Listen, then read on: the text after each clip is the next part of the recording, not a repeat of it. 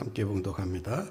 그때에 다메섹에 아나니아라 하는 제자가 있더니 주께서 환상 중에 불러 이르시되 아나니아야 하시거늘 대답하되 주여 내가 여기 있나이다 하니 주께서 이르시되 일어나 집가라 하는 거리로 가서 유다의 집에서 다소 사람 사울이라 하는 사람을 찾으라. 그가 기도하는 중이니라.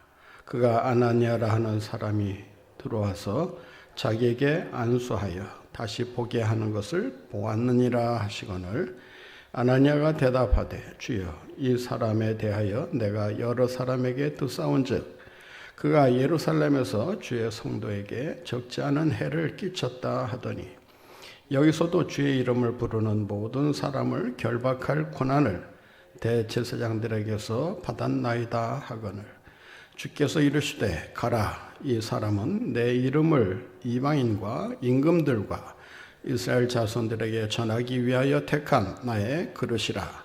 그가 내 이름을 위하여 얼마나 고난을 받아야 할 것을 내가 그에게 보이리라 하시니 아나니아가 떠나 그 집에 들어가서 그에게 안수하여 이르되 형제 사울아 주 곧 내가 오는 길에서 나타나셨던 예수께서 나를 보내어 너로 다시 보게 하시고 성령으로 충만하게 하신다 하니 즉시 사울의 눈에서 비늘같은 것이 벗어져 다시 보게 된지라. 일어나 세례를 받고 음식을 먹음에 강건하여 지니라. 아멘. 임진왜란시에 백적한두에 서 있던 이 나라를 도탄에서 건져낸 두 불세출의 영웅이 있습니다.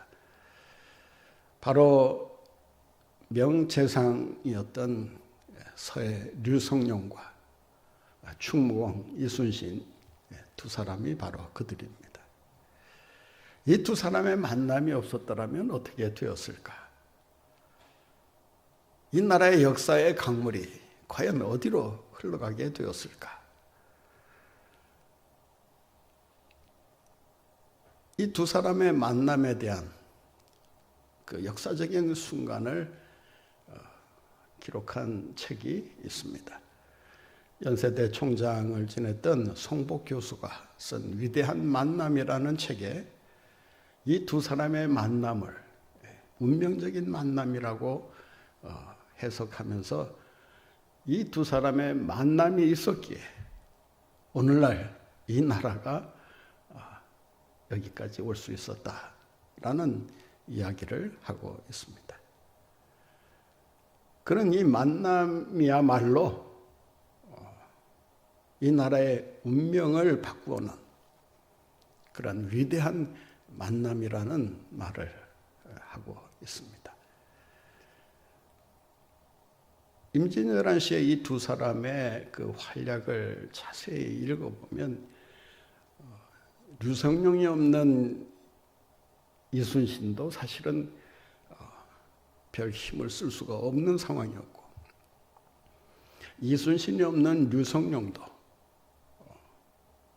재상으로서 나라의 그 운명을 책임지기가 어려웠을 것이다 라고 하는 것입니다. 이런 의미에서 본다면 두 사람의 만남이 오늘날 이 나라를 건설하는 데 있어서 얼마나 중요한 역할을 했는가를 다시 한번 깨닫게 됩니다. 송복 교수는 그 책에서 이런 말을 합니다. 만약 이 두 사람의 만남이 없었더라면 이 대한민국이라는 나라는 물론 당시는 조선이었지만 두 길을 가게 되었을 것이다. 하나는 일본화의 길이고 또 하나는 중국화의 길이었을 것이다. 그러니까 대한민국이라는 나라, 조선이라는 나라는 아마 이 세상에 존재하지 않았을 것이다. 존재하더라도 중국이나 일본의 속국으로 남아 있었을 것이다 라는 말을 합니다. 그는 이 두 사람의 만남이 하늘이 도와준 이 나라를 구원해내시기 위한 하늘의 뜻이었다, 섭리였다는 말을 하고 있습니다.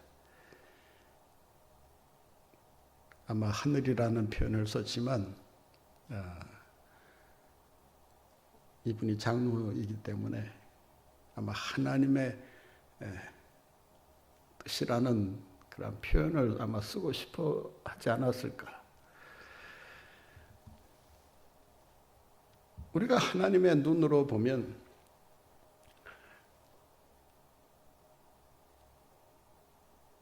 이런 일이 과연 일어날 수 있을까라는 생각을 하게 됩니다.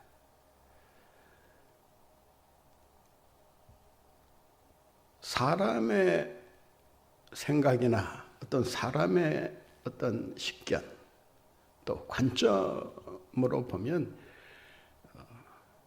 미래를 예상은 하지만 미래가 이런 식으로 발전하게 될 것이다 라는 확신을 가질 수가 없게 됩니다. 오늘 본문 말씀에도 보면 하나님이 보시는 눈과 사람이 보는 눈이 천양지차로 다르다는 것을 알 수가 있습니다. 아나니아는 과거를 보고 있습니다. 그런데 하나님은 사울의 미래를 보고 있습니다. 앞으로 사울을 내가 이렇게 쓸 것이다. 그에게 내가 이런 계획을 가지고 지금까지 그를 인도해 왔다라는 사실을 예수님께서 아나니아에게 계시해 주고 계십니다. 오늘 말씀에 보면 이 아나니아라고 하는 이 숨은 제자와 다섯 사람 사울과의 극적인 만남을 기록하고 있습니다. 이 두 사람의 만남은 앞서 말씀드린 서해 류성룡과 충무공 이순신과의 만남과 비교할 수는 없을지 모르지만 그러나 그 만남이 가져오는 그 변화라고 하는 것은 어떤 의미에서 류성룡과 이순신과의 만남보다 훨씬 더 큰 의미를 가지고 있다라고 할 수 있습니다. 왜냐하면 바울의 위대한 출발을 도와준 이가 아나니아이기 때문이다라고 하는 것입니다. 만약 이 두 사람의 만남이 없었더라면 어떻게 되었을까? 아나니아가 없는 바울의 회심과 사명에 대한 깨달음은 어떻게 보면 큰 의미가 없다고 할 수 있습니다. 그런데 아나니아를 통해서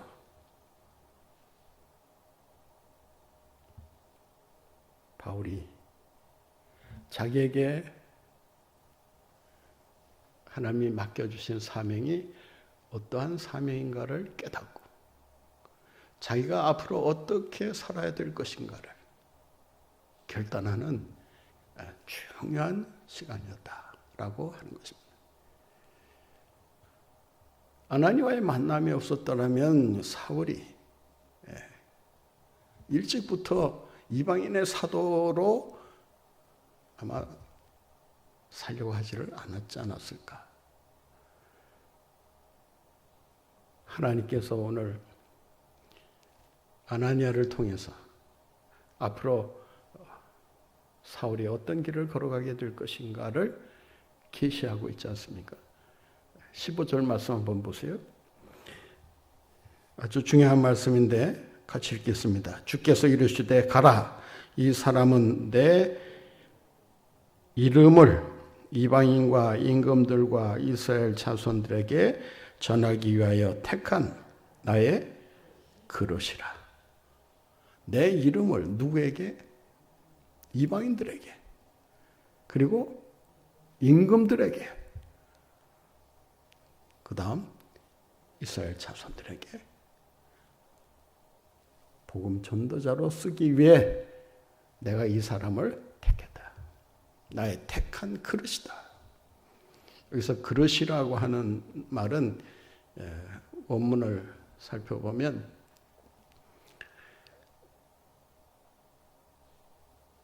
물건을 실어 나르는, 옮겨 놓는 그런 용기를 말합니다. 그러니까 그릇이라고 표현은 했지만 모든 그 용기, 어떤 물건이든 그것을 옮겨 놓을 수 있는 그런 용기로 말하고 있습니다. 영어 표현 가운데는 이 용기라고 하는 말을 vessel,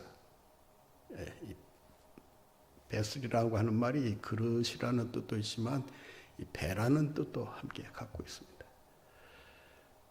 그러니까 여호와의 이름을 세상에게 전하기 위해 내가 이 사람을 특별히 택했다. 내가 쓰고자 하는 그릇이다라는 말씀을 하십니다. 아나니아로부터 바울이 하나님의 계시의 말씀을 일찍 들을 수 있었기 때문에 하나님께서 내게 이런 계획을 갖고 계셨구나.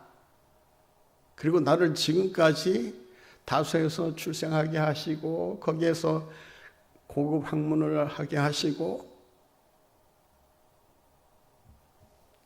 또 당시에 탁월한 라비아 아래서 수학을 할 수 있도록 해주시고 헬라 철학을 비롯해서 세상 학문을 통달할 수 있도록 준비시켜 주신 그 이유가 뭐냐?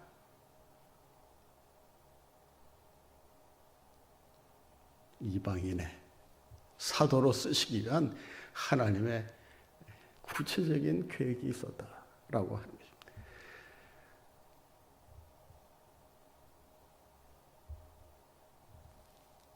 우리가 주님으로부터 앞으로 너는 이런 식으로 내가 쓸 거야 라고 했을 때 자기가 뭘 위해 살아야 될 것인가를 깨닫게 되는 일도 되지만 자기가 살아가야 할 그 삶의 방향이 일찍부터 결정되었다라고 하는 것은 그 일을 위해서 자기의 모든 삶의 에너지를 쏟아부을 수 있는, 한눈 팔지 않고 오직 그 길을 향해서만 갈 수 있도록 만드시는 하나님의 계획임을 알 수가 있습니다. 따라서 하나님의 나를 향한 계획을 아느냐 모르느냐, 그 뜻을 내가 알고 그 뜻을 위해 사느냐 못 사느냐, 엄청난 차이가 있을 수밖에 없습니다. 그런 의미에서 아나니아를 만나지 않았더라면 하나님의 계시의 말씀을 들을 수가 없었을 것이고, 그 말씀을 듣지 못했다면 자기를 향한 하나님의 계획도 뭐 어떤 방법으로 알게 될지는 모르지만 이 순간만큼은 아나니아 외에 그 계시의 말씀을 알려줄 사람이 없었다고 본다면 기회가 그만큼 늦어질 수밖에 없었다라고 하는 것입니다. 만약의 경우지만 아나니아와의 만남이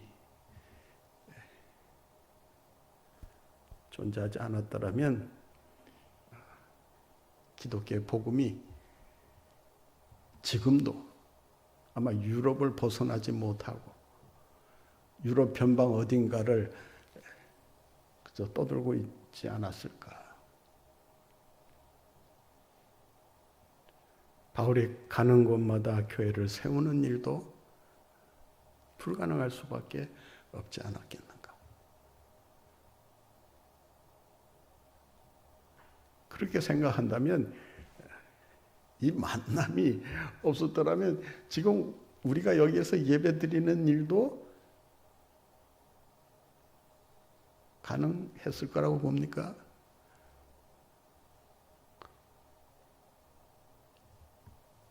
아직까지도 유럽 어떤 변방에 복음이 갇혀 있다고 생각해 보세요. 그 복음이 유럽을 건너서 영국을 통해서 미국으로, 미국에서 아시아로, 또 동쪽 끝에 있는 대한민국으로 건너왔기에, 그래서 복음이 이 땅에 전해지고 부산 동네 중앙이라는 교회가 세워지고 그 공동체를 통해서 우리가 하나님을 믿고 신앙생활하게 되었다라고 하는 것입니다. 이런 인과관계를 우리가 다 따질 수는 없지만 그 인과관계가 무엇을 통해서 이루어지느냐라고 했을 때 뭐 세상적인 관점에서 보나 기독교적인 관점에서 보나 이 만남이라고 하는 것이 그 주 원인이라는 사실을 우리는 잊지 말아야 합니다. 우리의 신앙생활도 역시 마찬가지예요. 누구를 만나느냐. 신앙생활을 처음 시작할 때 특히 아주 중요한 것이 바로 누구를 만나느냐는 거라고 하는 사실이에요. 그 만난 사람이 아나니아 같은 사람이라면 그 사람의 안내를 통해서, 돌봄을 통해서, 그 사람의 지원을 통해서, 그 사람의 멘토링을 통해서 빠른 시간 내에 성숙한 신앙을 가지고 살아갈 수 있어요. 그런데 영 시답지 않은 사람하고 만나게 되면 그 신앙이 결국 그 사람을 통해서 배울 수 있는 게 뭐가 있겠습니까?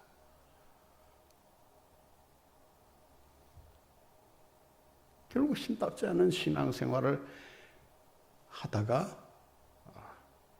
다행히 좋은 멘토를 만나면 또 크게 성장할 수 있는 기회가 되겠지만 그렇지 않는다면 그 사람의 신앙은 그 수준에 그냥 머무를 수밖에 없는 거예요.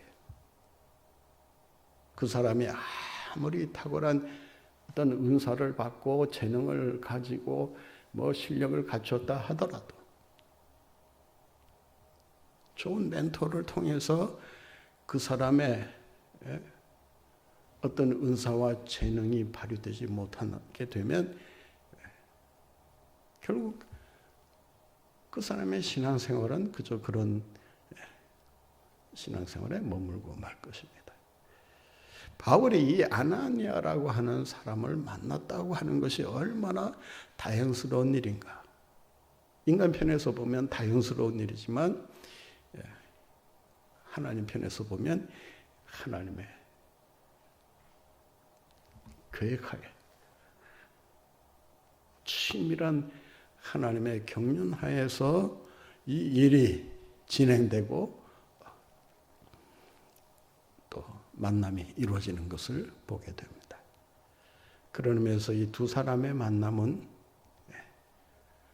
우연한 만남이 아니라 섭리적인 만남이라고 할 수 있습니다. 우리가 신앙생활 하면서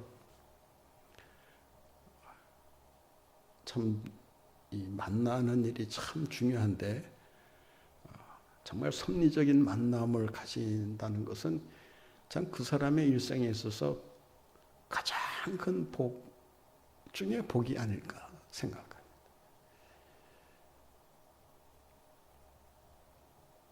여러분이 그런 사람을 만나지 못했더라면 여러분 스스로가 아나니아가 되어서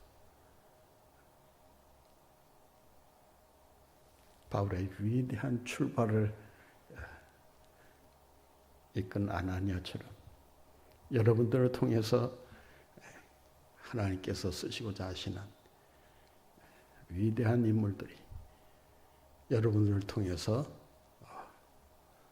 나오고 또 준비되고 또 세워지고 쓰임받는 이러한 놀라운 역사가 여러분의 신앙생활을 통해서 이루어질 수 있게 되기를 바랍니다. 나는 왜 아나니아를 만나지 못했을까? 후회하지 마시고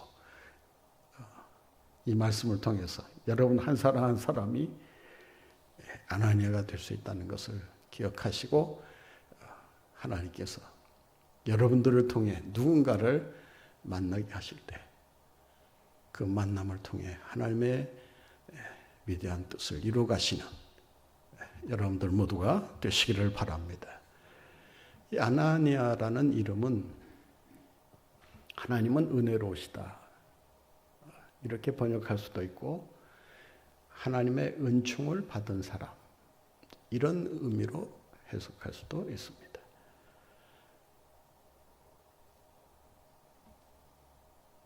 아나니아라고 하는 사람은 9장에만 등장했다가 바울의 길을 알려주고 사라집니다.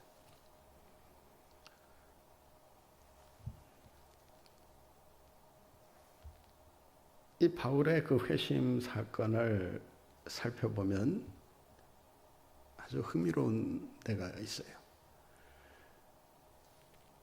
부활하신 예수님이 나타나셔서 그를 만나 주시잖아요. 그리고서는 그를 만나신 다음에 바로 누구에게 인계하냐면 아나니아에게 인계하고 사라집니다.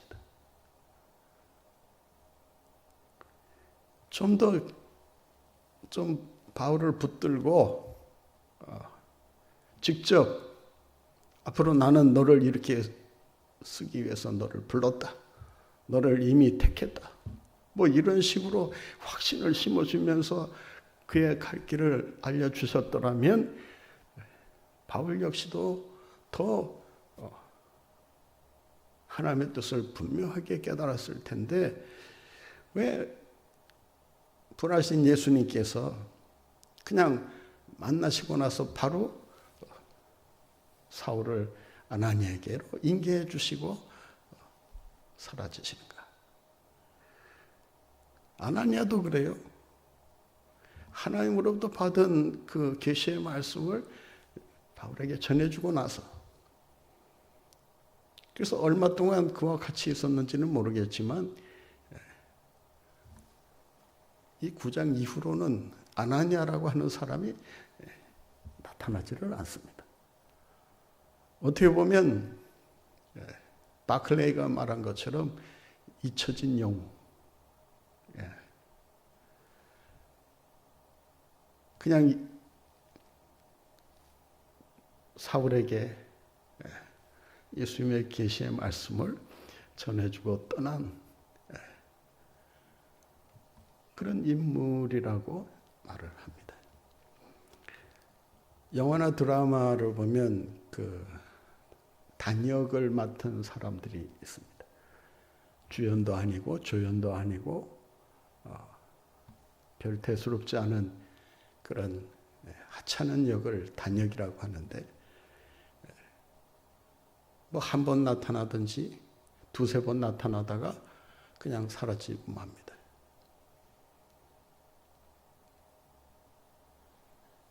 아나니아도 어떻게 보면 단역을 맡은 그런 인물이 아니었을까.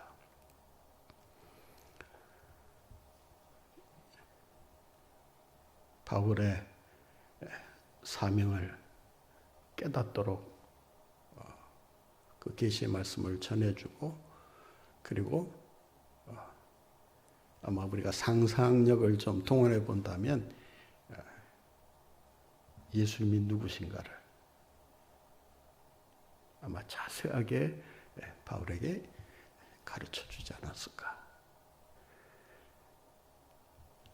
어떻든 이 아나니아를 통해서 다소 사람 사울이 사도 바울로 변화되는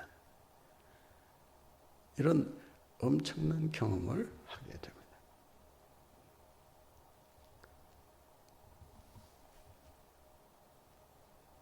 비록 단역에 불과했지만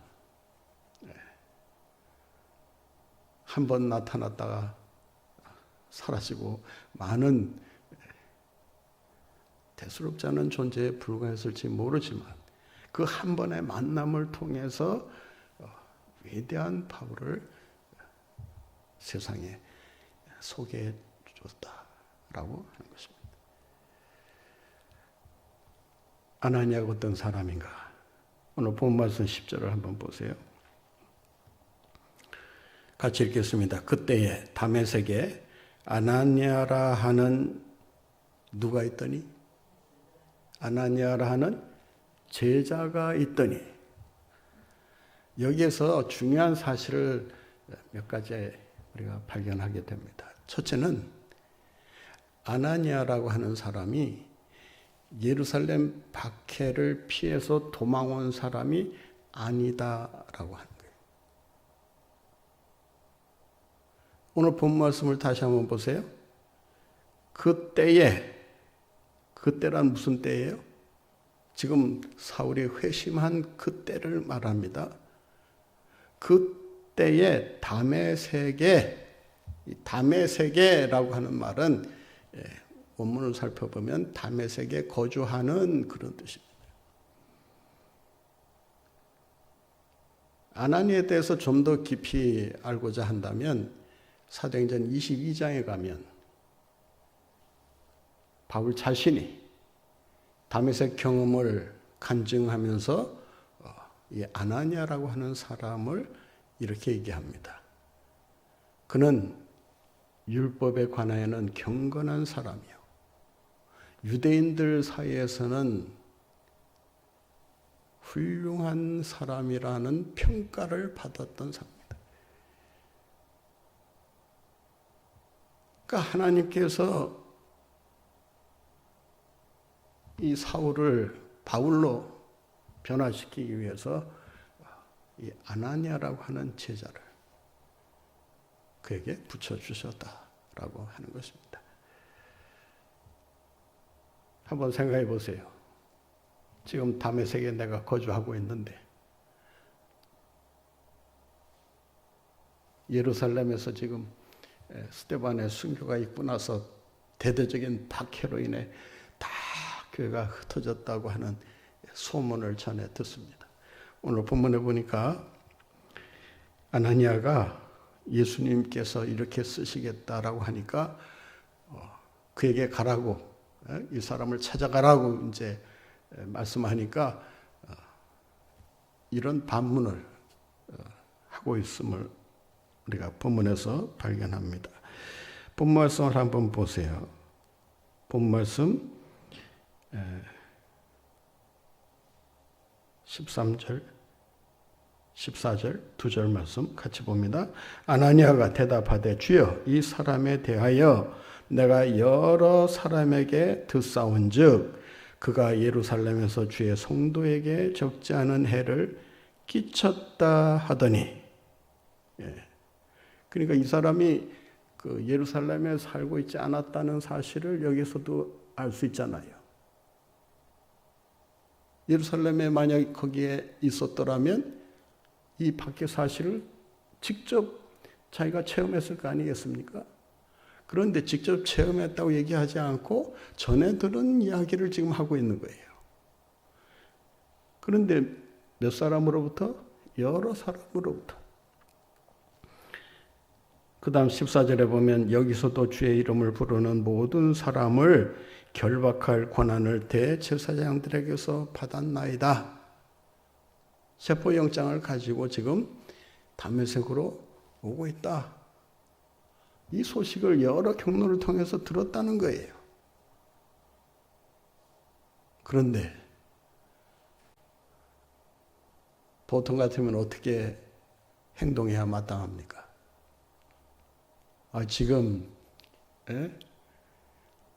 다메섹에 거주하는 도망쳐온 그 그리스도인들을 지금 다 잡아 가두려고 교회 문을 닫게 하려고 지금 살기 등등해서 지금 뭘 타고 오는지는 모르지만은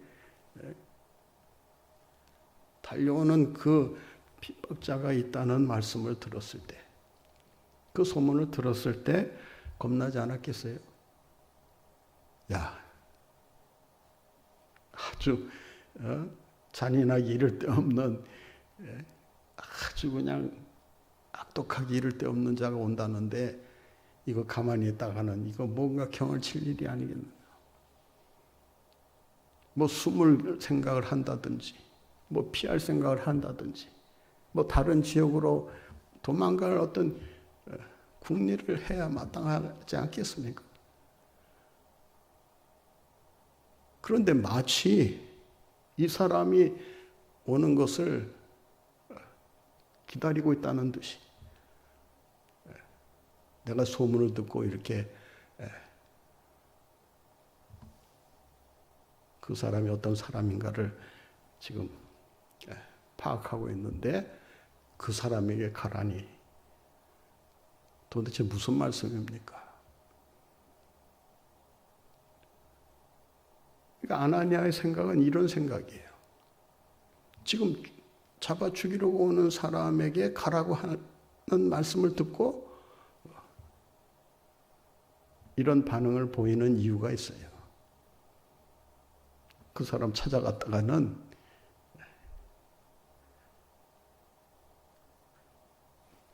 내가 일순위로 내가 그 사람에 의해서 체포당하고 고난을 받게 되지 않겠느냐. 예수님의 이 가라는 명령, 그 사람을 찾아가라는 명령을 듣고 순종한다는 것은 어떤 의미에서는 순교를 각오해야 하는, 회심한 걸 모르는 상황이다 보니까 그렇지 않겠어요? 얼마나 두려운 일입니까? 그런데 찾아가라 하니까 순종하고 갑니다. 아나니아라고 하는 사람의 믿음이 얼마나 대단했는가를 여기서 발견하게 됩니다.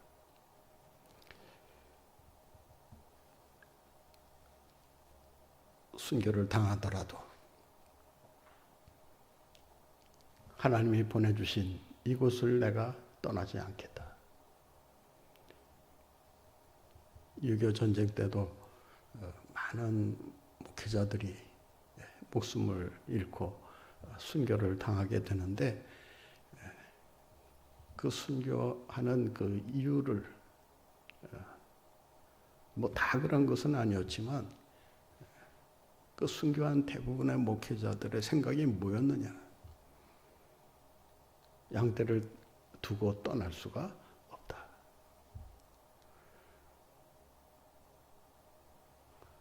저들이 와서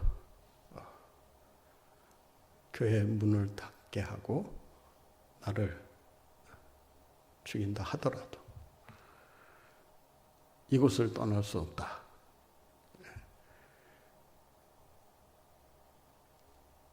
여러분이라면 어떻게 하시겠습니까? 일단 살고 보자. 한번 손 들어보세요. 일단 살고 보자.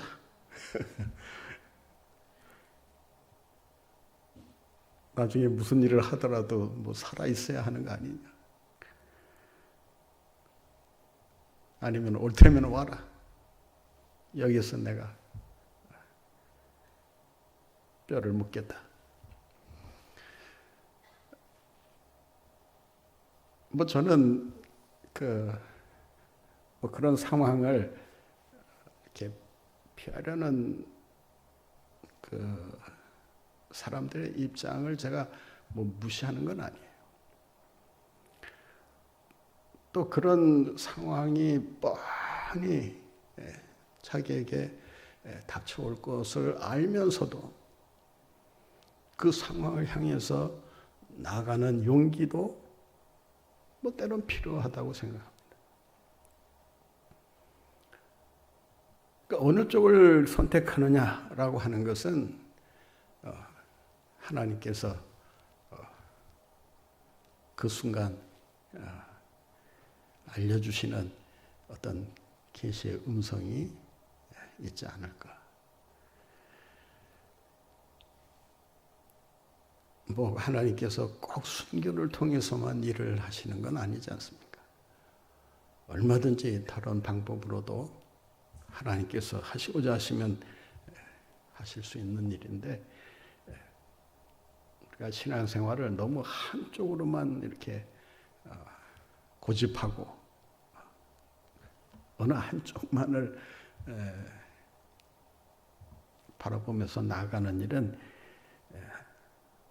때로 위험할 수 있다라고 하는 것입니다. 자, 그러나 이 아나니아라고 하는 사람을 보면 그런 위험이 예상되는 걸 뻔히 알면서도 예수님께서 머물러 있어라 하면 머물러 있겠다는 순종의 자세를 여기서 엿볼 수가 있다라고 하는 것입니다. 여기서 또 하나 발견하는 사실은 아나니아라고 하는 제자가 있었다.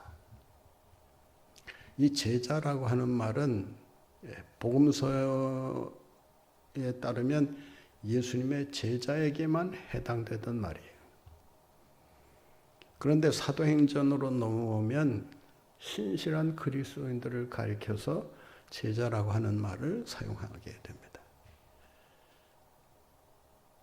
그 아나니아라고 하는 제자, 이 제자라고 하는 말에서 그 순교라는 단어가 나오게 되거든요. 이 마데테스라고 하는 그 제자라고 하는 말이 마르터, 이 순교자를 뜻하게 되는데, 당시의 제자라고 한다면 복음을 위해서 예수 그리스도의 영광을 위해서 얼마든지 자기의 목숨을 바칠 각오를 하고 사는 사람들을 가리킨다라고 할 수 있습니다. 아나니아는 하나님의 손에 귀하게 쓰임을 받고 있다는 사실을 우리가 말씀을 통해 알게 됩니다. 하나님께서 아무에게나 이런 역할을 맡기실까요? 신실한 제자들이라면 하나님은 그 신실한 제자를 눈여겨보고 계시다가 하나님께서 특별한 계획을 이루시고자 하실 때 그 사람을 직접 사용하시는 것을 보게 됩니다. 여러분 한 사람 한 사람이 정말 주님의 계획을 이루어가는 그런 도구로 쓰임받으며 주님의 영광을 나타내시는 여러분들 모두가 되시기를 간절히 바랍니다.